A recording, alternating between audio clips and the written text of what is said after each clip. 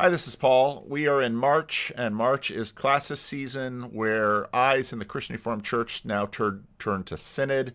Classes are these little flotillas, regional flotillas that are all over the denomination, and classes elect delegates to Synod. I just made a video about Synod coming up. This is another one that is about Synod, probably a brief one.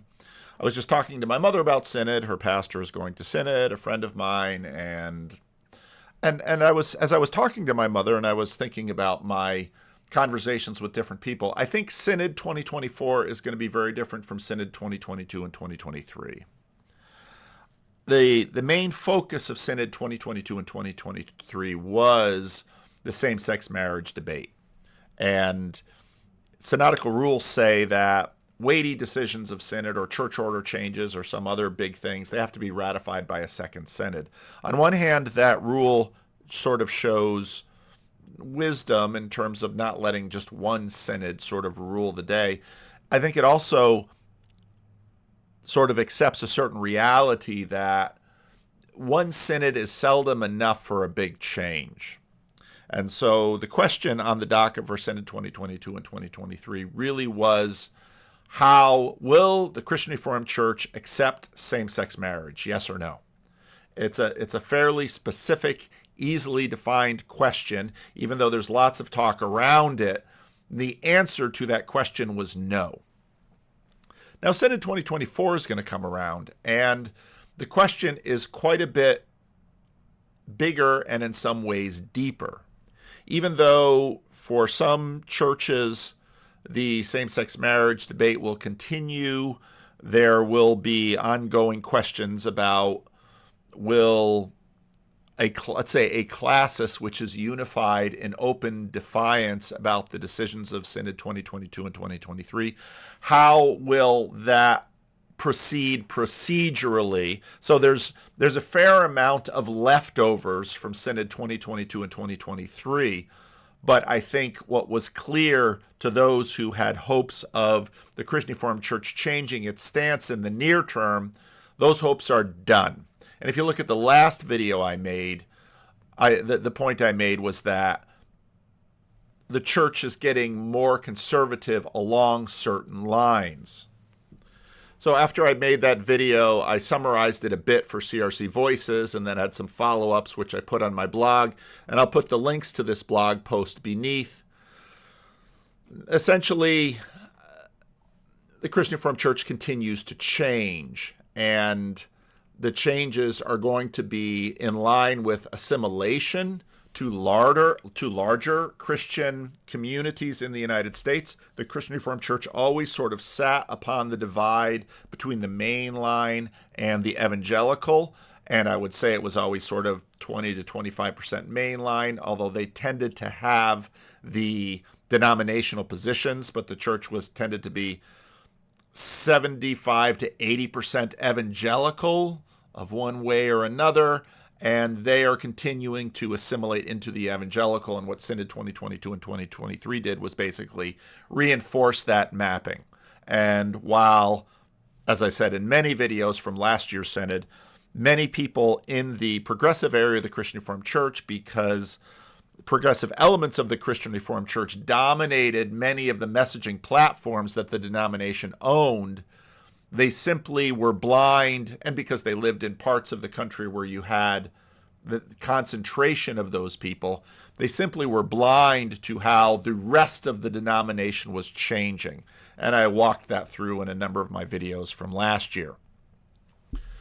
What's going to happen now with this Synod, though, is going to be different, because the big issue on this Synod has to do with gravamen, which has to do with to what degree can someone, let's say, dissent from one of the confessional statements of the church. Now, that seems like a fairly straightforward exercise, and a lot of people are going to want to sort of, okay, we managed to shut the door on same-sex marriage by using our confessional statement, a particular question and answer in the Heidelberg Catechism. What we want to do is really tighten down confessional procedures, and in that way keep the church from going liberal. That would probably be the framework of a number of people. What I think is different about this debate is it's not going to be that easy. I had a Randos conversation this morning. I don't know if it'll be shared, but it was a young man from a Baptist background. And I was talking to him about some of the issues that I made in my previous video about the Christian Reformed Church, where many of the young, restless, and Reformed people coming into the Christian Reformed Church from Acts 29 networks, from the PCA, from other, let's say, Reformed Baptist communities, they are coming into the Christian Reformed Church as conservatives. But they are not necessarily aligned with everything that is in the Christian Reformed Church's confessional statements. And many churches around the country, because of the desire to maintain themselves. Now, part of what is happening in the denomination is that the denomination has always sort of been centered around immigration clusters. And those clusters have very real dynamics. And the location, both culturally and geographically, of those clusters is important. What I have here are church statistics as of January 2024. And what this is the Christian Reformed Church divided into classes. So here's Classis Alberta North, 4,100 people. A lot of fairly good-sized congregations, over 100. Canada, the dynamics in Canada are very different from the dynamics in the United States. You have Classis Alberta South, 1,700. It's a smaller Classis. Few more churches that are under 100, but still pretty good size. Classis Arizona, 850 people on average Sunday attendance. Churches, 40, 26, 26, 230, 65, 90, 107, 45, 170, 50. Classis Arizona is a small Classis. It's struggling in a number of ways. As is true in many of the smaller classes, there's sort of one good-sized church. Now, Missio Dei Church in El Paso is the one good-sized church, but that is not filled with Dutch immigrants. What you'll probably find is that there are maybe a few Dutch immigrants or people with Dutch last names in leadership, but probably everybody is just comes from the general population. You get to an issue like infant baptism, things get really interesting. I remember having a conversation with a leader in the Reformed Church of America before it's sort of disintegrated, or at least came significantly undone. And their Classis was growing significantly out of some Hispanic church plants, and they had just off-the-chart baptism numbers. And he kind of leaned over to me and said, yeah, we're rebaptizing a whole bunch of baptized Roman Catholics. Oh, okay. Is that within the confession? No. Classis Atlantic Northeast. Classis Atlantic Northeast has a lot of churches, as you can see, 1,600 members. Many of those people are in just a few churches. New England Chapel, they're a church plant. Pleasant Street, church in Whitensville, Massachusetts. Goshen CRC, a lot of New Jersey transfers. And then a few other Dutch congregations. But then look at many of the churches, 30, 44, 40, 30, 20, 60, 60. I would say that most churches under 50 people will more than likely not be around 5 to 10 years from now. It's going to be really hard for those churches to exist unless they sort of go indigenous. And going indigenous for a Christian Reformed church means they basically start to pick up other evangelicals. And what that's going to mean is that a whole bunch of naughty things that are sort of confessional, like infant baptism, and will all of your office bearers be able to sign infant baptism and really knowingly subscribe to all of these items? It doesn't matter how tightly Synod decides they want to lock this down. These things are actually enforced at the local and classical level. And you will just get a whole bunch of don't ask, don't tell, and a lot of drowsy compliance because they want to stay in business and they're not going to, get really peculiar about these things. Next Classis, BC, again, another Canadian Classis, 2,700 people. More churches over 100, a few small ones. BC Southeast, some really heavy populations. But again, they're more of an immigrant. That was a post-World War II immigrant community. Classis Grand Rapids South is having major transitions. They've added a fair number of Korean churches. A number of those are small. Every now and then you'll see a large Korean church. Cross Point is the largest church there. And then the next is Korean Church of Orange County. And then you've got the River Christian Reformed Church with attendance of 184. Now, in this area of the country, that's a pretty good-sized Christian Reformed church. In places in Canada and then the Midwest and Iowa and West Michigan, that's not a large Christian Reformed church. And again, most of these Christian Reformed churches are going to survive by picking up other evangelicals. Now, this is my Classis Central California. 60, 30, I'm going to read average Sunday attendance, 60, 35, 175, that's Almond Valley. I was, in fact, surprised at how low that number was, because that's a Ripon church. You would, generally speaking, want to see numbers in the between 3 and 500 for one of those churches, but they don't have it, 175 for Almond Valley. Christ Community in Hayward, 75. Christ Church Davis, 80, that's a church plant in the Sacramento area. Cornerstone Church of Oakdale, another always sort of a little bit outside of the Ripon area, 75, but I talked to them. They're growing. You've got some Korean churches. Escalon, see, that's a church that's really in the major area, so 625, that's about what you'd want to see. Fairfield, 110, that's pretty good for Fairfield. First CRC of Hanford, 185.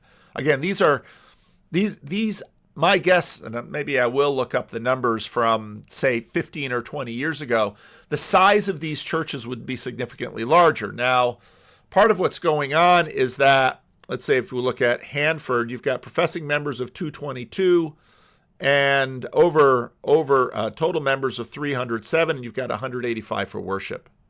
And I'd say that trend is happening.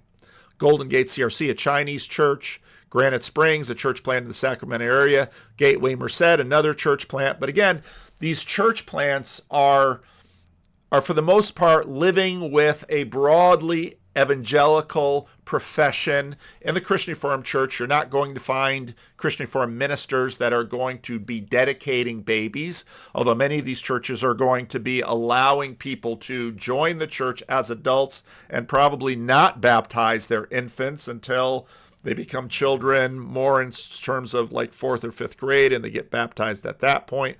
Although some of that changes as you get people coming in from, let's say, Anglican or Catholic who are used to baptizing. In other words, even though there's going to be a lot of focus on the Christian Reformed Church in terms of tightening up subscription with respect to same-sex marriage, and that's probably going to be used in that area, it's unlikely we're going to see that actually drip down in these other areas of the church that have broad agreement and alignment, which is just basically generally evangelical ideas. That's what I see happening in terms of Classis leadership. And let's see if we find a Classis Chicago South. Boy, I should really pull out the yearbook and start comparing numbers from previous years. Total church attendance in Classis Chicago South, 2,000 people. That's low. A lot of people have left. Classis Columbia, but their Oregon, never been a very large one. Eastern Canada, 1,500. Classis Georgetown, West Michigan area, 4,000 people. Again, you get to West Michigan churches, you've got most of the churches with over 100 in attendance. And in a place like West Michigan, you're probably going to have a lot of churches where there's just a lot of commonality in terms of CRC belief. But again, they've got the ones that are stressed by the same-sex marriage issue. You look at a church like Greater Los Angeles, let's see. You've got All Nations Church. It's a Korean church claiming 3,000 in attendance. You've got Anaheim CRC, a historic Christian Reformed church, 180. You've got Bethany CRC, another historic Christian Reformed church, a lot of Dutch last names, 180. Then you got a whole range, less than 100, a bunch of them less than 50. First First CRC in Artesia, 120. First Bellflower, 60. A lot of those people in that area moved out further to the Chino area, and many of those people moved out to the Visalia area and other places in the country. Classis Hackensack, the classis I'm from, vast majority of those churches under 100 or even under 50 in attendance. Classis Hamilton, another Canadian churches, high percentage of churches over 100. And so you can just go through the numbers, and even though there's always a bit of a disconnect between Synod and the rest of the churches, Synod basically, I think, told the truth about the assimilation of the Christian Reformed Church into the larger evangelical religious scene. But I don't know. I think there's going to have to be a lot more.